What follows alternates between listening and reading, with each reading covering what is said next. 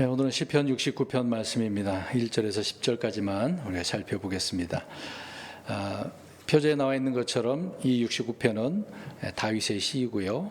소사님에 맞춰라고 되어져 있습니다. 이 소사님이라고 하는 것은 물론 45편, 오늘 69편, 그리고 80편에 나오긴 하는데 80편에는 소사님의 돛이라고 되어져 있습니다. 그러니까 소사님은 소산이라고 하는 이제 복수형으로 쓰여져 있는데 이것은 백합화를 의미하고 있습니다. 그러니까 이게 또 영어 킹제임스 성경제 난해주의를 보면은 백합화의 노래, 곡조 뭐 그렇게 되어져 있고 또 다른 표현으로는 혼례, 이제 결혼의 노래 그렇게 뜻으로 사용되는 부분을 보게 되어집니다.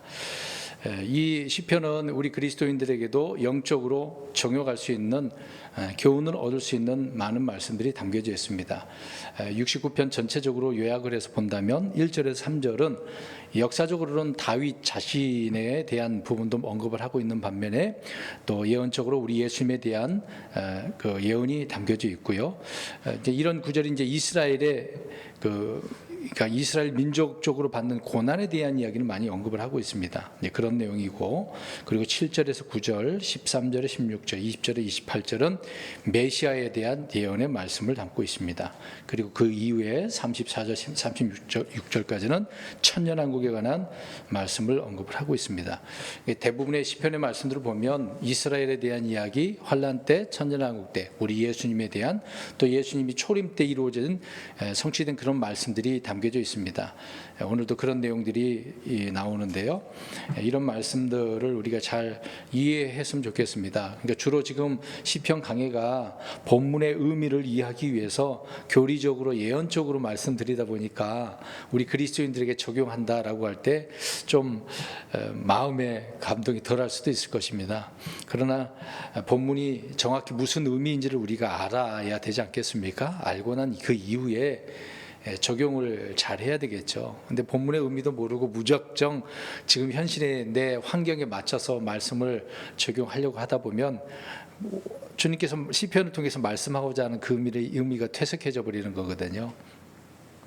그런 것을 잘 기억을 하시고 이제 본문의 의미를 우리가 알고 또 깨달아야 된다라고 하는 의미 속에서 말씀을 그렇게 들었으면 좋겠습니다. 알다시피 우리가 아는 대로 다윗은 많은 부분에 있어서 우리 예수 그리스도를 예표하고 있죠. 모형으로 하고 있는 그런 인물 중에 하나입니다. 다윗은 사울 왕을 이제 피해서 도망을 다녔지 않습니까? 여러 번 죽을 뻔한 적도 있었습니다. 이제 반대로 사울을 죽일 수 있었던 일들도 있었죠. 두 번이나 있었습니다. 얼마든지 사울을 죽이고 또 왕위를 빼앗을 수가 있었겠죠. 근데 왜 안 했겠습니까? 근데 우리는 기름 부음 받은 자라고 하는 거기에만 국한해서 말하면 안 되죠. 다윗이 우리 예수님을 예표한다고 한다면 보세요. 사울을 죽여서 왕이 될 수 있잖아요. 그럼 예수님이 정치적으로 사람들 마음에 안 드는 거 다 죽여버리고 왕이 된다고 생각해 보세요. 어떻습니까? 나를 반대하고 나를 죽이려고 하는 자들을 다 죽인다고 생각해 보세요. 그래서 왕이 됐다. 왕을 이제 찬탈해 버렸다 생각해 보시기 바랍니다. 어떻겠습니까? 안 맞겠죠? 우리 예수님이 그런 분이 아니잖아요. 그런 부분을 우리가 이해를 하는 거죠. 다윗이 어떻게 우리 예수님을 그렇게 예표하고 있는지, 이 다윗의 이 고난을 통해서도 우리가 주님을 알듯이 그렇다는 얘기입니다. 이런 부분이 있어서 우리는 다윗 이야기가 주된 이야기로 나오니까 그 부분을 잘 이해를 했으면 좋겠습니다. 이제 한 절씩 우리 좀 살펴보도록 하겠습니다. 69편 1절. 오 하나님이여 나를 구원하소서. 물들이 내 혼으로 들어왔나이다. 이 말씀은 다윗의 위기에 직면한 그 상황을 설명을 해주고 있습니다. 우리가 흔히 성도 가운데 이런 고난, 역경, 시험, 위기가 닥치게 되어지면 심리적으로 어떨까요? 굉장히 불안해하죠. 초조해하고 당황하기도 하고 그렇습니다. 이제 그럴 때 그런 상황에 직면하게 되어지면 육신적인 그리스도인들, 물론 믿음 있다라고 하는 사람들도 그렇겠지만 하나님을 원망할 수도 있습니다. 그래서 막 불평, 불만을 하고 원망을 쏟아내고서 하나님께 막 삿대질하는 그런 부분이 있죠. 하나님 왜 나한테만 이런 고난을 시련을 줍니까? 보세요. 그런 말 한 적이 있습니까? 없습니까? 솔직히 얘기해 보세요. 내가 힘들거나 어려울 때 왜 하나님은 나에게 이런 시련을 주십니까? 라고 안 해보셨어요? 그러면 좋으신 분들이네. 근데 그러진 않죠. 우리는 왜 하나님 나한테 이런 일을 힘들고 어려운 일을 주십니까? 그럴 때가 너무도 많아요. 고난을 견뎌내고 이기고 기뻐해야 되는 건데 그러지 않고 오히려 고난이 없기를 바라기 때문에 왜 내게 이런 힘들고 어려운 일을 줍니까? 그런 말을 하는 거죠. 막상 고난이 오게 되어지면 이상한 일이 막 일어난 거예요. 하나님 어떻게 이렇게 이런 일이 있을 수 있습니까? 그런 것처럼 생각하고 내게 왜 이런 일이 일어났느냐라고 불평을 하게 되어집니다. 그게 인간이죠. 다윗은 지금 어떤 상황인지 보자는 얘기죠. 대언자들이나 사도들 또 우리 예수님도 마찬가지로 많은 고난과 시험을 겪었습니다. 고난이 없는 성도들의 삶이라고 생각해 보세요. 그게 옳은 것일까요? 그렇지 않습니다. 성경은 믿음의 사람들은 다 고난받았어요. 고난 안 받은 사람은 없어요. 또 이렇게 얘기하니까 역대기에서 나온 누구예요? 환난도 고난도 먹게 해달라고 하는 사람 누구예요? 야베스. 그래서 그 사람은 그렇게 해줬다는 말이 나와요. 근데 그 전의 상황은 있었는지 없었는지 어떻게 합니까? 있었으니까 그렇게 기도해서 하나님 응답해 줬겠죠. 그러니까 고난이 없는 성도의 삶이라고 하는 것은 거짓이란 얘기예요.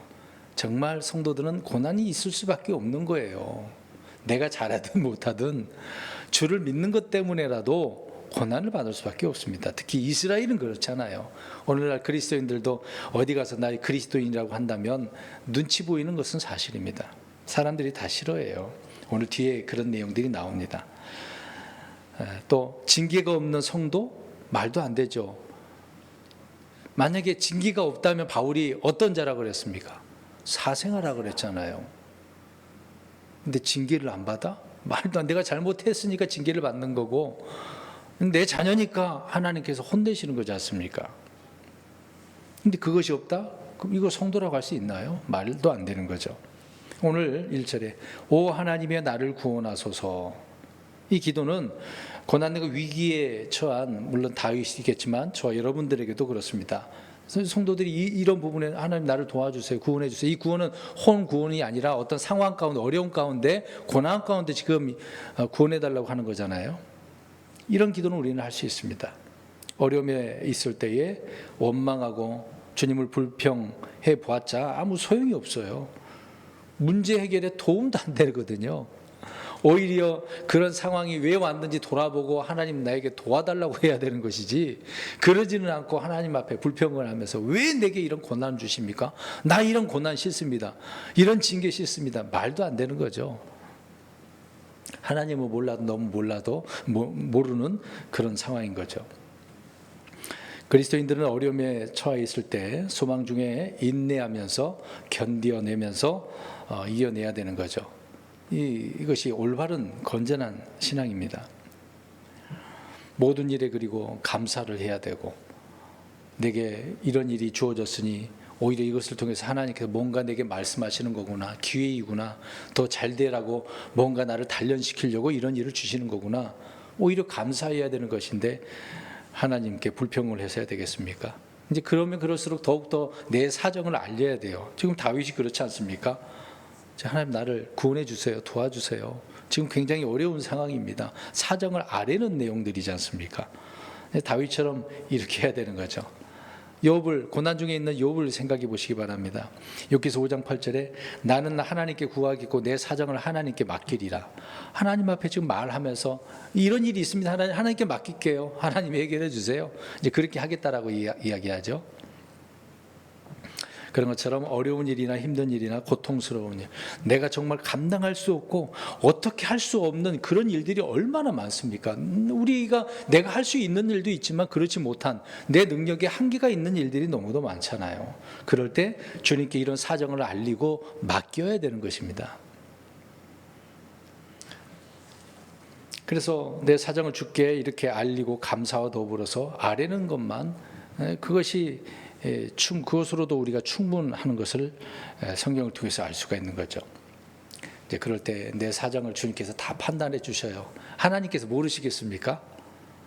하나님이 나 몰라라 하고 계시겠냐 이 말이죠. 그러지 않지 않습니까? 늘 돌아보시고 내 기도에 귀를 기울여 주시고 나를 언제나 도와주시려고 하시는 분이잖아요. 더 좋은 것을 주기를 원하시는 우리 주님이라고 말씀을 하고 있는데, 나를 돕는 분이라고도 성경을 아예 그렇게 기록까지 해놨지 않습니까?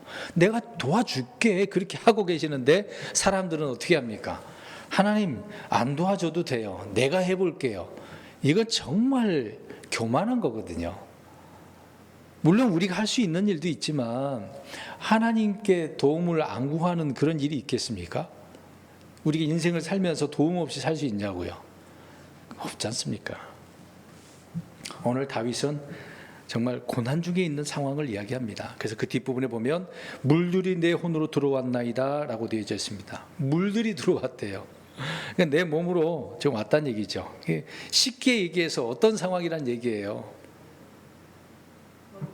어렵게 됐다는 얘기예요. 굉장히 어렵게 그렇게 생각하면 안 됩니다.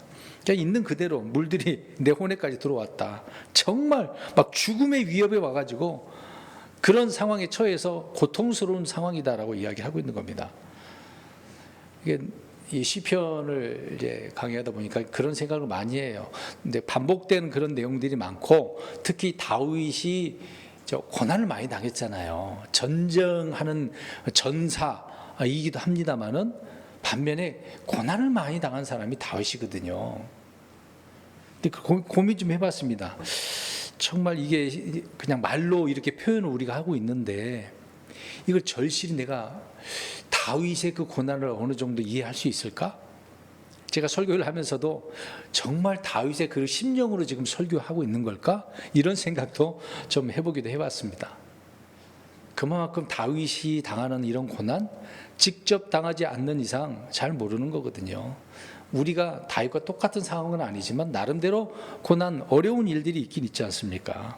근데 오늘 다윗처럼 죽음 앞에 있는 그런 위험적인 물들이 지금 내 혼까지 왔다잖아요. 혼 덮었다고 또 말을 하고 있습니다. 죽기 일보 직전이라고 생각해 보시면 될 것 같아요. 사울에 의해서 여러 번 죽음의 위험을 겪었으니까 오늘 이 시간에 우리 여기 계신 자매님들, 누가 와가지고 나를 미워하는 사람이 갑자기 들어와 수소문해갖고 이 교회 찾아와서 칼 들고 왔다고 생각해 보세요. 어떻게 했습니까? 아니 가만히 예배 경배 드리고 있는데 뒤에서 누가 문을 쾅 열더니 와갖고 칼 들고서 위협해 버린다고 생각해 보세요. 얼마 전에 법정까지 칼 들고 와서 피해자 가해자인가 피해자인가 그 사람 찔른 거 들으셨죠? 참 희한한 거예요. 그런 일이 벌어진다고요. 교회에도 그런 일이 예전에 많았습니다.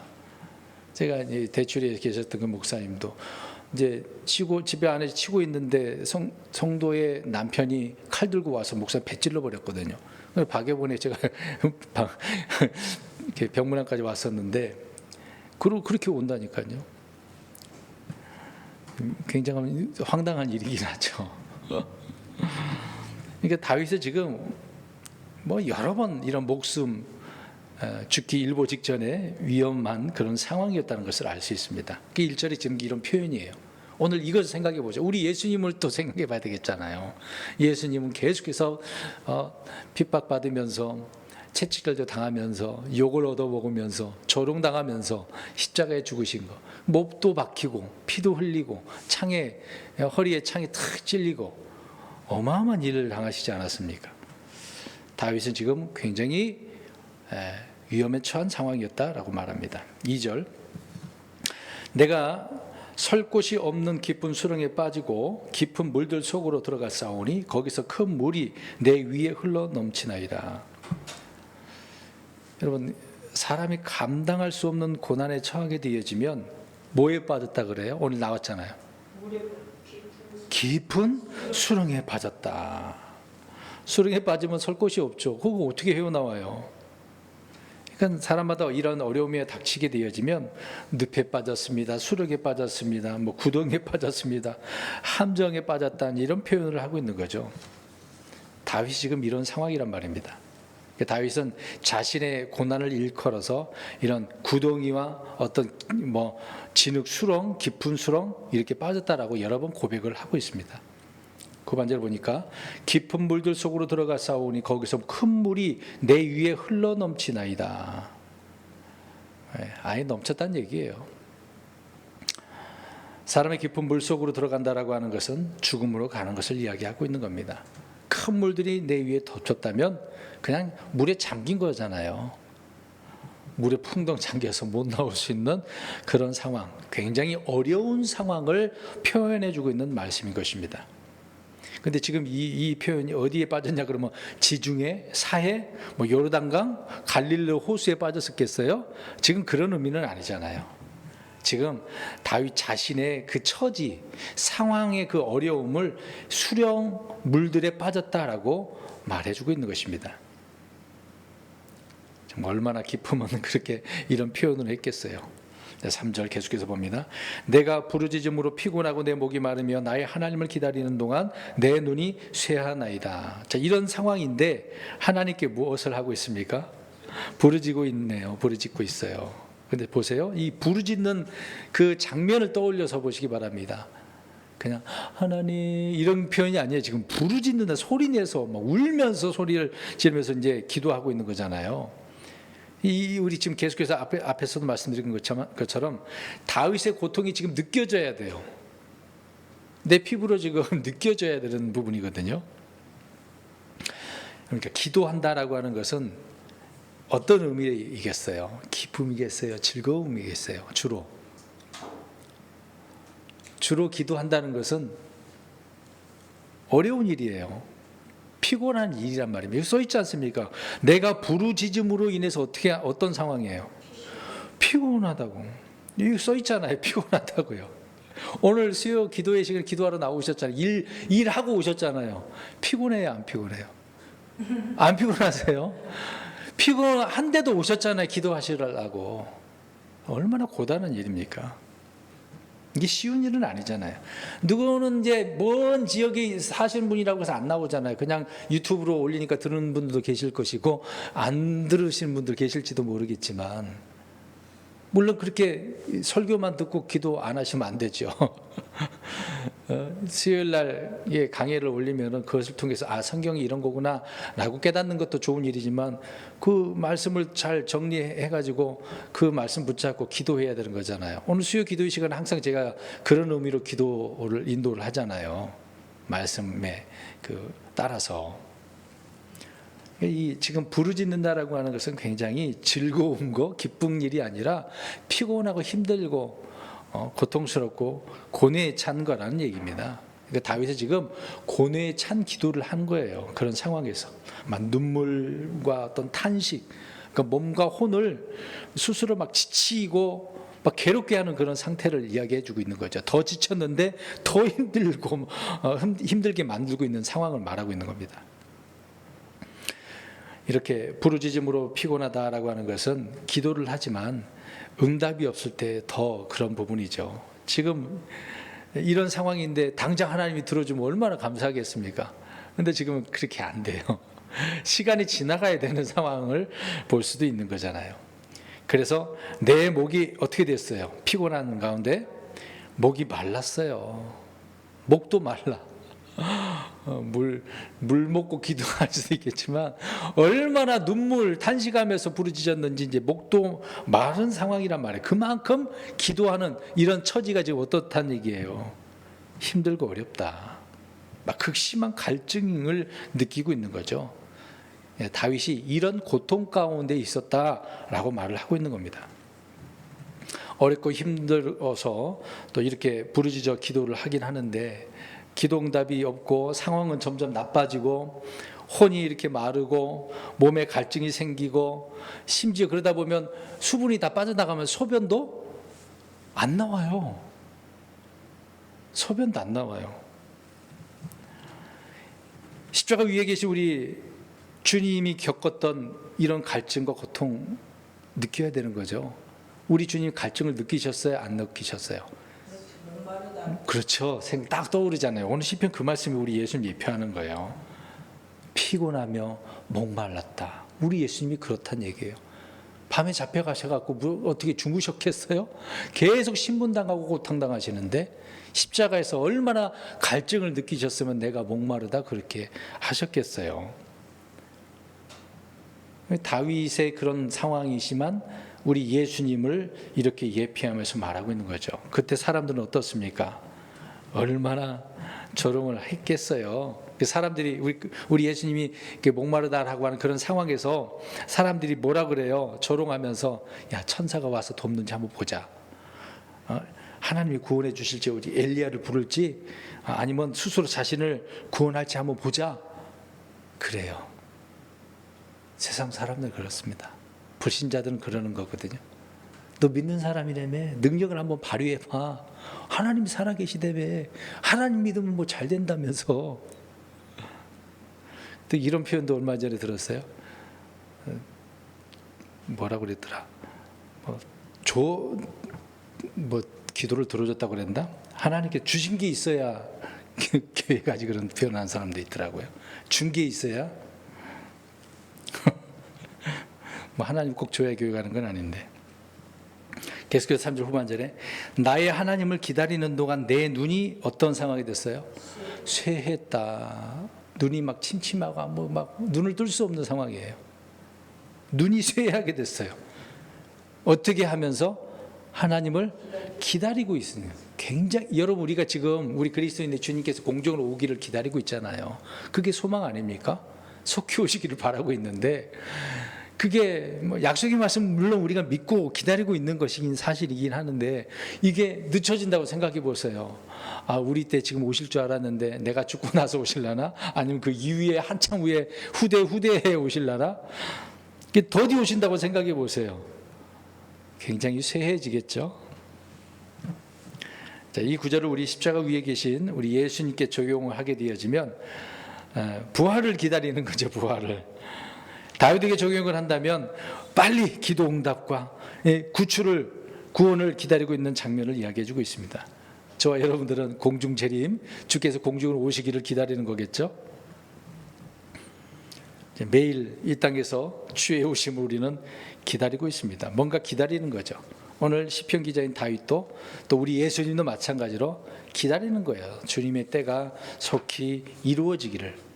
그럼에도 그런 상황이 조금 더 나아지지 않는다면 우리는 약해지고 눈이 새어지는 것처럼 점점점 몸이 힘들어지는 거죠.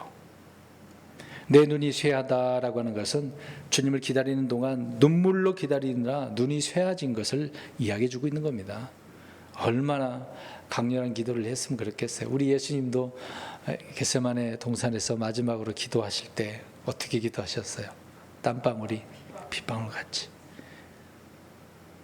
얼마나 고통스럽겠습니까?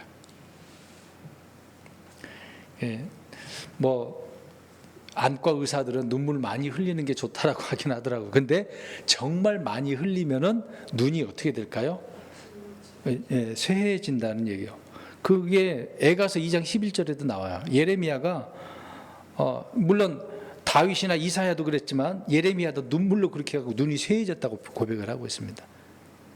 그만큼 기도한다는 게 쉬운 것은 아니죠. 우습게 생각하면 안 돼요. 여러분 기도가 왜 무기가 되는 줄 아십니까? 하는 사람은 그 무기라는 것을 알기 때문에 기도를 무기 삼아서 이렇게 하나님께 기도하는 거거든요. 근데 이런 맛을 느끼지 못한 분들은 기도는 안 돼요. 기도하기가 그렇게 쉬운 것은 아닙니다. 4절 까닭없이 나를 미워하는 자들이 내 머리털보다 더 많으며 부당하게 내 원수가 되어 나를 멸하려 하는 자들이 강력하므로 이에 내가 빼앗지도 아니한 것을 되돌려 주었나이다. 까닭없이 나를 미워하는 자들 딱 떠올라요. 누구를 위한 것 같아요? 성경에 신약에 이런 구절이 있어요 없어요? 이 말씀을 인용했잖아요. 누구에게 적용하고 있는 거예요? 모르세요? 우리 예수님에 대한 부분이잖아요. 네. 요한복음 15장 25절에 말씀하고 있습니다. 이 구절을 인용해서 성취하셨다라고 말합니다. 까닭, 예수님 잘못도 없는데 이유도 없이 까닭도 없이 예수님을 미워했다고 나오는 거예요. 제가 읽겠습니다. 그러나 이 일이 일어나는 것은 그들의 율법에 기록된 말씀, 즉 그들이 까닭없이 나를 미워하였나이다 하는 말씀이 성취되게 하려 함이니라. 중요한 말씀, 오늘 예언의 말씀, 예표하고 있는 말씀 우리가 지금 보고 있는 거예요. 예수님을 그렇게 까닭없이 미워했어요. 다윗도 그렇습니다. 다윗이 그냥 사울에게만 그렇게 미움 받았다고 하면 안 돼요. 가족들, 친족들, 주변 사람들에게 다 그 정적이 있었던 거죠. 세상은 주님을 미워했고 지금도 미워합니다. 자, 보세요. 역사상 우리 예수님을 좀 예수님만큼 사랑한다, 예수님을 사랑하는 사람도 없지 않겠습니까? 그러니까 사랑받는 사람은 없을 거예요. 다 주님, 여러분들 사랑하죠? 주님 그렇게 사랑받는 분이세요. 근데 사랑뿐만 아니라 무엇도 받아요? 미움도 받아요. 사랑도 많이 받으셨는데 미움도 많이 받으세요. 까닭없이 나를 미워하는 자들. 머리털보다 더 많대. 이게 뭐예요? 내 머리털 우리가 셀 수 있습니까? 뭐 셀 수 없죠. 어떻게 일일이 다 셉니까? 그만큼 헤아릴 수 없을 정도로 미워하는 자들이 주변에 너무도 많았다는 거예요. 다윗 주변에도 그랬고 우리 예수님도 그러는 거예요. 그러니까 죽고 십자가 죽고 난 이후에 자기와 이제 상관도 없는 사람인데도 불구하고 불신자들이 오히려 주님을 어떻게 합니까? 미워한다니까요. 믿기 싫으면 믿지 말지. 미워한다니까요. 그냥 미워해요. 그냥. 우리 그리스도인들도 마찬가지죠. 세상에서 미움을 받는다라고 이야기를 하고 있습니다. 그것은 예수님을 미워하기 때문에 저와 여러분도 미워하겠죠. 계속해서 4절 보십시오. 부당하게 내 원수가 되어 나를 멸하는 자들이 강함으로. 다윗의 그 원수들은 안으로는 정적들이 있었고 외적으로는 밖으로는 이방 민족들이 얼마나 많았습니까? 예수님의 원수들 유대인들뿐만 아니라 헤롯이나 빌라도가 얼마나 많았겠어요. 그 외에 그뿐이겠어요? 예수를 미워하는 자들이 그뿐이겠어요? 보이지 않는 원수가 있잖아요. 사탄도, 하늘의 정사들, 권능들, 어둠의 치리자들, 이런 영적 대적들이 얼마나 많겠어요. 보세요. 우리 마태복음 봤습니다마는 예수님이 시험하고 나서 그냥 떠나서 안 왔어요? 뭐라고 되어져 있어요? 한동안이라고 되어 있어요. 일시적으로 잠시 떠난 것처럼 보인 거예요. 계속해서 간섭을 하는 거죠. 그렇게 고통을 당하는 겁니다. 수가 얼마나 많았는지를 말해주고 있고, 수가 많으니까 강력하게 여겨질 수밖에 없겠죠. 우리 그리스도인들은 우리의 원수들이 꼭 눈에 보이는 혈과 육이 아니라고 그랬습니다. 그런 찬송 노래도 있잖아요. 우리는 믿음의 선한 싸움을 싸우는데 아까도 잠깐 얘기한 것처럼 보이지 않는 영적 세력들이 있습니다. 정사들, 권능들, 세상의 어둠의 치리자들, 높은 초소들에 있는 영적 사악함, 이런 것들과 맞붙어서 우리는 매일매일 싸우는 거죠. 마귀와 싸우고 죄와 싸우고 세상과 싸우고 내 육신과 싸우고 죽을 때까지 싸우고 있는 거, 이것들이 대적이에요. 육신, 내적인 원수들, 그걸 예전에 기억나죠? 아말렉, 육신을 상징하는 거라고. 껍데기, 그렇죠? 늘 싸워야 됩니다. 자, 이런 자들로 인해서 미움을 당한 상황을 말해주고 있습니다. 5절. 오 하나님이여, 주께서 나의 어리석음을 아시오니 내 죄들이 주께 숨겨지지 아니하였나이다. 5절 보니까 이 구절은 다윗 자신에 대한 말씀이거든요. 오 하나님이여, 그러니까 내 어리석음을 주께서 어떻게 하신대요? 아십니다라고 고백을 합니다. 그러니까 반대 이런 의미로 숨길 수 있다는 얘기예요? 없다는 얘기죠. 숨길 수 없는 거예요. 내 어리석음, 내 교만, 내 고집과 아집, 내 죄들, 내 상황들, 내 생각까지라도, 마음에 품은 것까지라도 숨길 수가 없어요. 주님은 다 알고 계신다는 이야기를 하고 있는 겁니다. 주님 앞에 뭔가 자랑할 것도 없고 내세울 것도 하나도 없는 거죠. 내 연약함, 내 무지, 내 부정함, 다 이 헛된 것, 이런 상태를 주님 앞에 알아야죠. 하나님, 난 이런 존재입니다. 난 이런 사람입니다. 무엇을 해도 안 됩니다. 주님 없이는 안 됩니다. 도와주십시오. 그래야 되는 거죠. 그래서 내 죄들이 주께 숨겨지지 아니하니이다. 어떻게 숨길 수 있겠어요? 주님은 죄를 들춰내시는 분인데 그 죄를 없애버리려고 하시는 분이신데요. 어떻게 우리가 숨길 수 있겠습니까? 감출 수도 없는데요. 다윗은 자기가 행한 죄와 불법을 아무리 숨기려 해도 주로부터 숨기지 못했다, 이렇게 얘기합니다. 그러면 우리가 숨길 수 없으면 어떻게 해야 되는 거예요? 주님 앞에 자백해야죠. 회개해야죠. 스스로가 빨리 얘기를 해야죠. 자초지종을. 이런 상황에 이렇게 했습니다. 죄송합니다. 용서해 주세요. 그래야죠. 6절. 오 주 군대들의 하나님이여, 주를 기다리는 자들이 나로 인해 수치를 당하지 않게 하소서. 오 이스라엘의 하나님이여, 주를 찾는 자들이 나로 인해 당황하지 않게 하소서. 좀 희한한 말씀이 있네요. 이 부분은 우리 예수님에 대한 예언을 이야기해 주고 있습니다.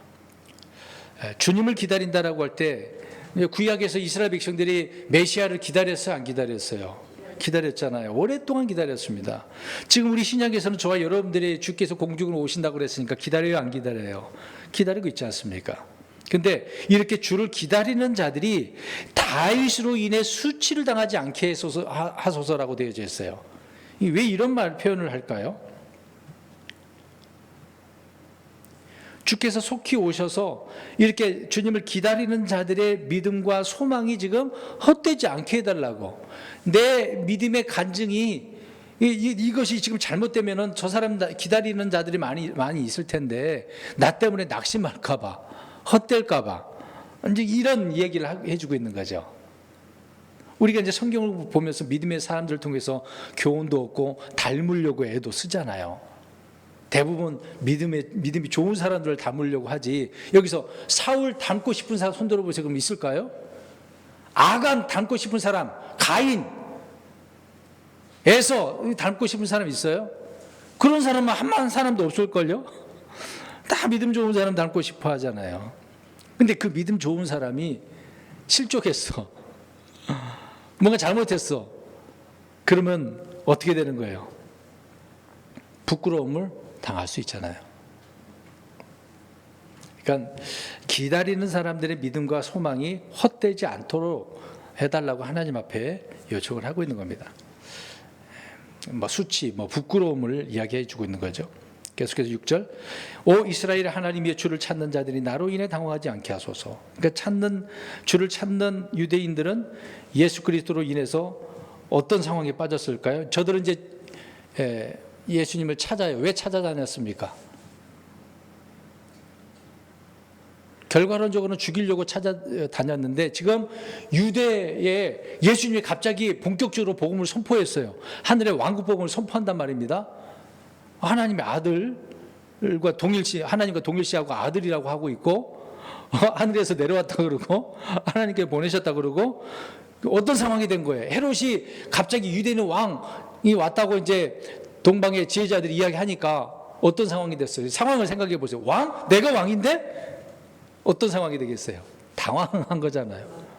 당황하니까 이러면 안 되지, 내가 왕인데. 유대인들의 입장에 생각해 보세요.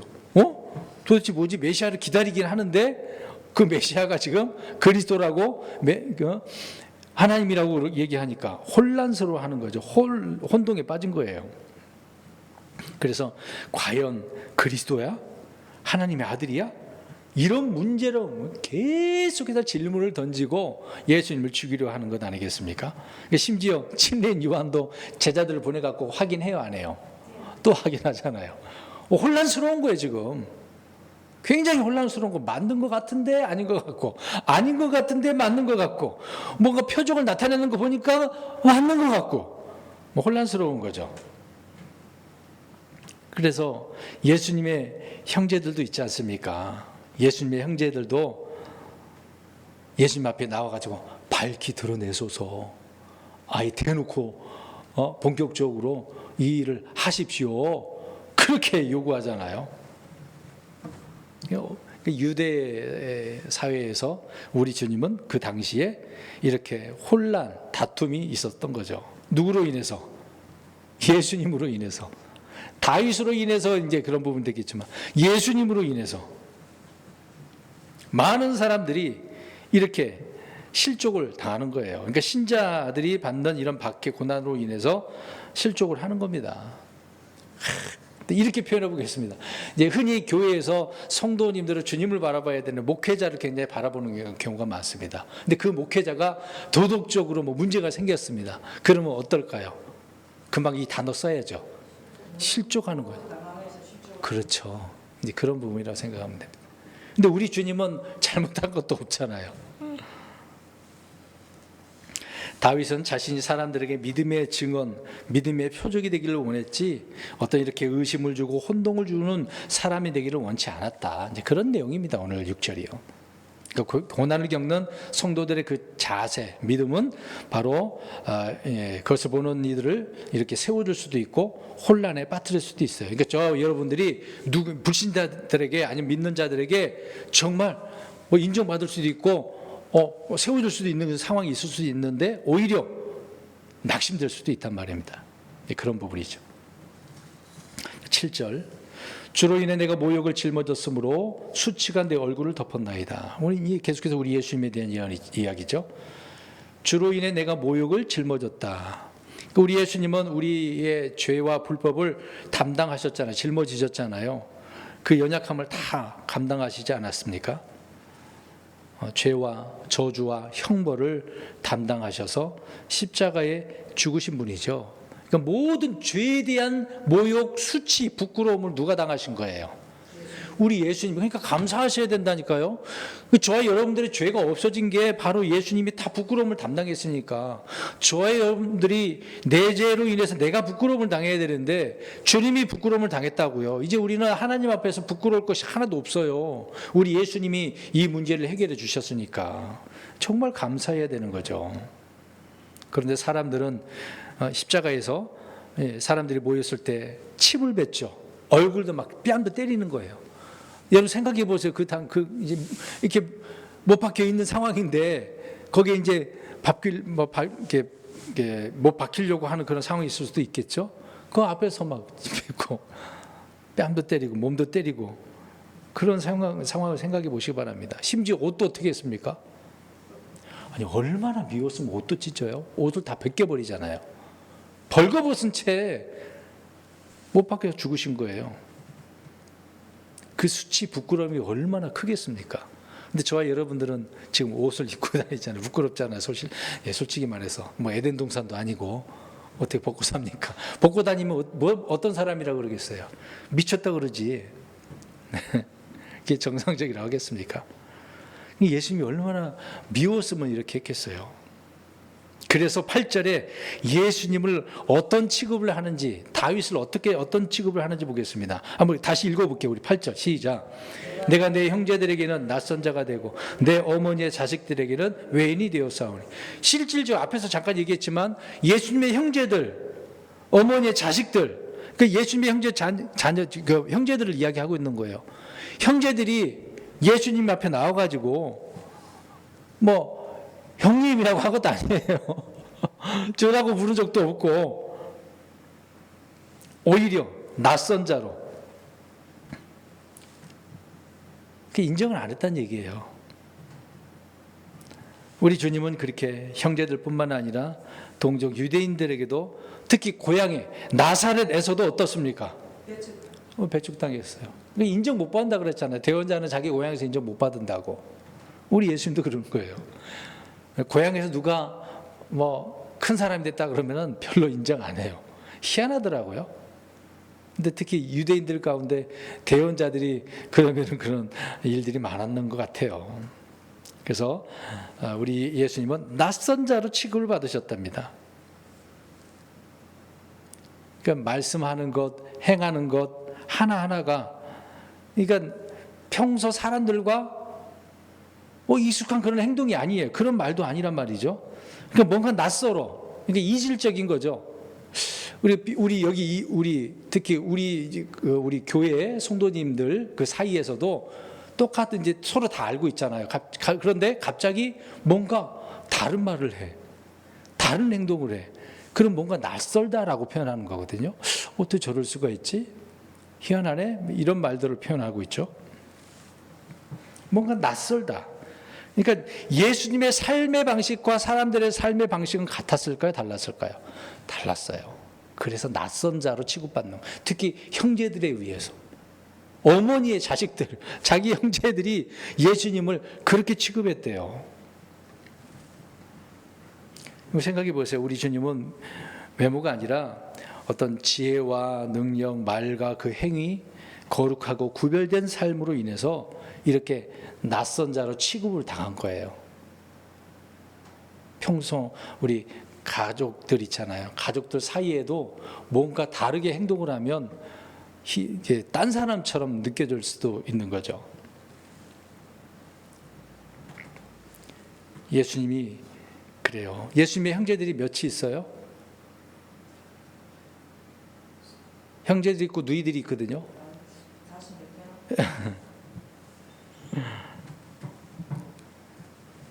마리아가 예수님 포함해서 아들이 넷이에요. 딸들도 있고. 그러니까 예수님 말고 넷이 더 있는 거죠. 그러니까 많이 낳았어요. 형제들이 많아요. 그런 형제들이 주님을 낯선 자로 취급했대요. 아니 어떻게 그럴 수 있어요? 같은 이게 제일 먼저 태어난 첫 아들 맏아들인데, 근데 왕따 당한 것 같이 보이네요. 9절 보겠습니다. 주의 집에 대한 열심이 나를 삼켰고 주를 모욕한 자들의 모욕이 나를 덮쳤나이다. 기억나죠? 이 구절을? 이 말씀도 인용된 구절 아닙니까? 우리 예수님에 대한 이 말씀이죠. 성전에서 상을 엎었을 때 이런 일이 벌어지지 않았습니까? 그러니까 제자들이 이 말씀을 기억해서 이야기하고 있습니다. 우리 주님이 그렇게 열심을 다해서 신실하신 분이었다라고 이야기를 해주고 있습니다. 성전에서 장사하며 주의 집을 장사하는 집으로 만들어버리는 그런 사람들에게 어떻게 하셨어요? 엎어버려요. 분노하셔서 화내셨어요. 우리가 화내지 말라 그런 건 아니지. 이런 건 화를 내야죠. 그러니까 주를 모욕하는 자들의 모욕이 나를 덮쳤다. 분노를 하는 거니까. 이런 열심을 가지신 분이에요. 그러니까 자신에 대해서 모욕하는 것은 참았는데 아버지에 대해서 이런 모욕을 하면 주님이 가만히 계시지 않으셨어요. 철저히 분노하셨어요. 다윗도 마찬가지죠. 주의 성전을 건축하려는 이런 열심이 있었지 않습니까? 그래서 건축할 수 있도록 자원을 마련도 다 해놨고요. 또 설계도 양식도 하나님께서 주셨기 때문에 그것을 받아다가 솔로몬에게 다 주지 않습니까? 그러니까 주의 성전은 사람들이 이게 지을 수 없는 거예요. 하나님의 설계대로 지은 거거든요.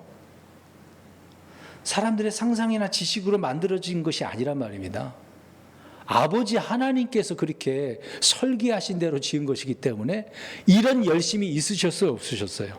있다고 지금 있으셨다고 이야기하고 있잖아요. 주의 집에 대한 열심. 그러니까 보세요. 저와 여러분들 우리 이 예배당이 주의 집이라고 표현을 하지는 않습니다. 그럼 얼마만큼 이 예배당 우리 평택 진리 침례교회 상가를 얻어서 지금 모이고 있는데 열심히 있어요? 어떨까요? 참 관심이 얼마나 있는지 모르겠어요. 여기 앞에 있는 목양자가 다 필요한 대로 이것저것 그나마 뭐 비싼 건 아니더라도 이렇게 해놓고 준비해놓고 고칠 건 고치고 그러니까 편한 수도 있어서 모르겠네요. 그랬을 수도 있겠네요. 뭐 어디가 고장 났는지 뭐가 필요한지 물어본 사람도 한 사람도 없더라고요, 여태까지. 제가 뭐 그래서 그걸 가지고 서운한 적도 없습니다. 한 번도 서운해 본 적도 없고. 그러니까 지금 말씀이 나왔으니까 이런 열심도 우리는 없잖아요. 그렇죠? 근데 예수님은 주의 집에 대한 열심이 있었어요. 주의 집을 어지럽히면 가만히 안 두셨어요. 근데 우리 교회는 그런 자들이 없어요, 사실상. 근데 관심이 얼마나 있는지 모르겠네요.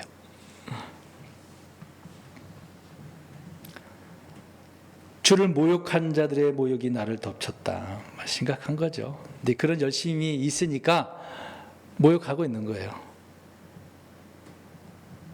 그 모욕이 내게 막 쏟아지고 졌다는 얘기입니다.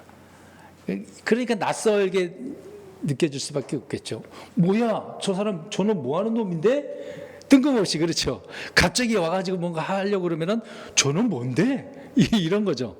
낯선 자로 취급을 하니까 그런 표현을 하고 있는 거죠. 마지막 10절.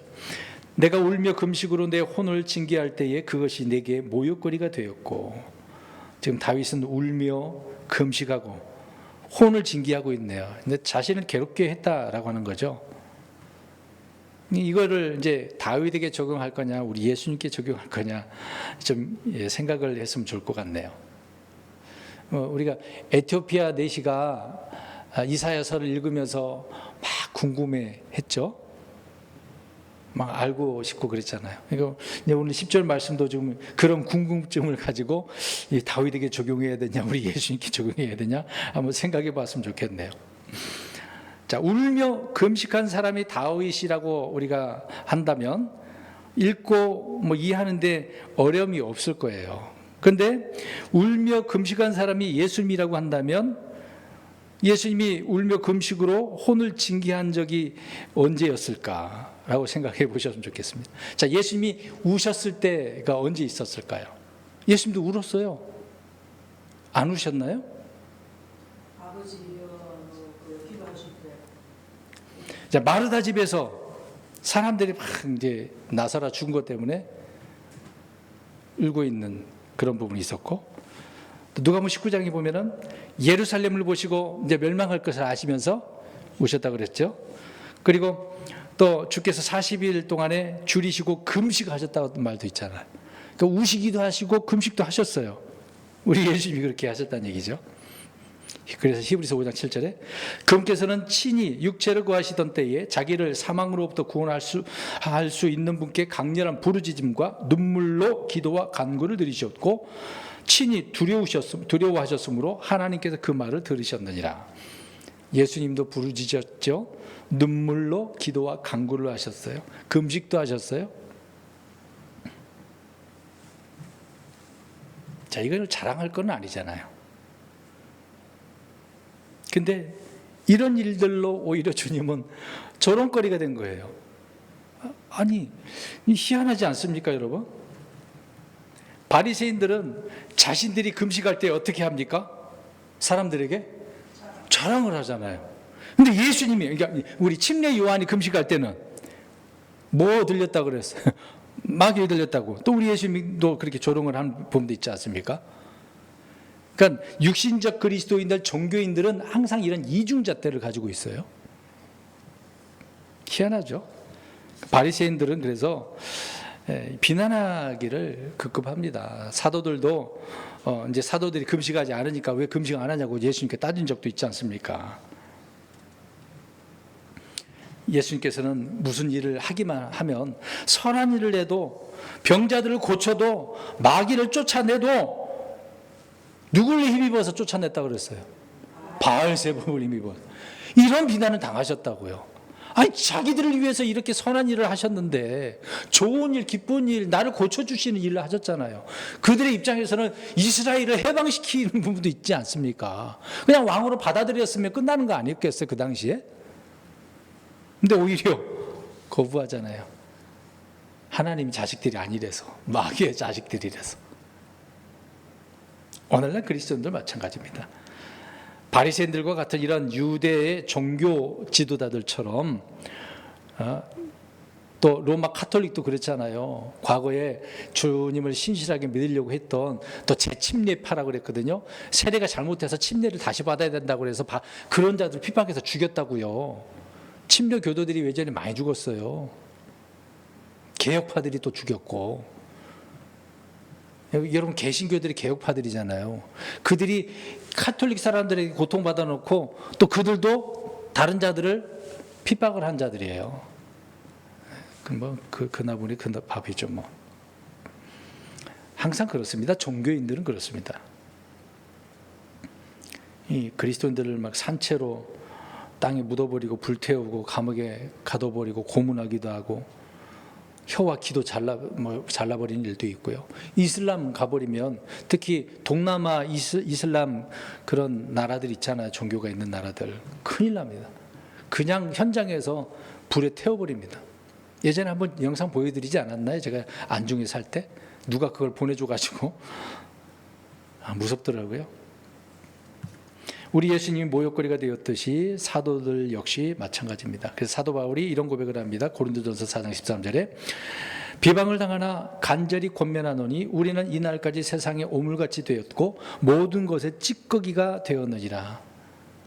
참 비방도 당하죠. 거절도 당하고. 그래서 간절하게 권면하잖아요. 우리는 이렇게 세상에 오물, 찌꺼기, 쓰레기 취급을 당했다는 얘기잖아요. 그리스도인들이 이런 취급을 당한다고 해서 부끄러워할 거 하나도 없어요. 결국에는 누가 승리하는데요? 주님이, 우리가 승리하잖아요. 그것이 정상적인 그리스도인들 아닙니까? 세상에서 높임을 받고 사람들에게 존귀와 영광을 받는 그런 그리스도인들이 되어서는 안 되는 거죠. 우리는 늘 비난을 당할 수밖에 없습니다. 근데 그것이 예수님을 믿는 것 때문에, 믿음 때문에 당하는 거라면 괜찮은데 내가 잘못해서 당하는 것은 잘못된 거죠. 자, 오늘 10절까지 생각해 보면 한 가지만 생각하면 좋을 것 같아요. 예수님께서 자기 형제들에게 어떤 취급을 당했어요? 어떤 사람으로? 낯선 자. 낯선 자, 외인. 이게 외인이 영어로 에일리언이에요. 외계인 취급당했다는 얘기입니다. 우리 그리스도인들도 각오하셔야 돼요. 세상 사람들에게 이런 자로 취급당하면 부끄러워할 거 하나도 없어. 오히려 당당해야 돼요. 왜 세상 사람들에게 우리가 머리를 숙이고 삽니까? 당당하게 살아야죠. 이런 낯선 자의 의미를 기억을 하고 다윗이나 우리 예수님처럼 저와 여러분들이 어떠한 상황에도 믿음에 따라 승리하는 저와 여러분 되시길 주의 이름으로 축원드립니다. 아멘.